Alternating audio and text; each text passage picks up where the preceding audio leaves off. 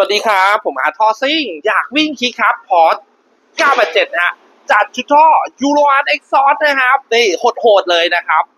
คันนี้ลูกค้าคอนฟิกว่าต้องอาร์ทอซิ่งเท่านั้นนะครับคันนี้ก็เริ่มจากใช้ปลายเป็นคาร์บอนนะครับขนาด 3.5 นิ้วนะฮะเรียกว่าฟิตเมนต์เข้ากับดิฟของเขาเลยนะฮะพอดีช่องครับหล่อๆชุดหม้อยูโรอาร์เอ็กซอร์เป็นทวินวาล์วนะครับให้เสียงที่โหดร้ายดุดันและรุนแรงนะครับผมนี่ประมาณนี้เลยครับเดี๋ยวไปฟังคลิปต่อไปนะครับสักครู่หนึ่ง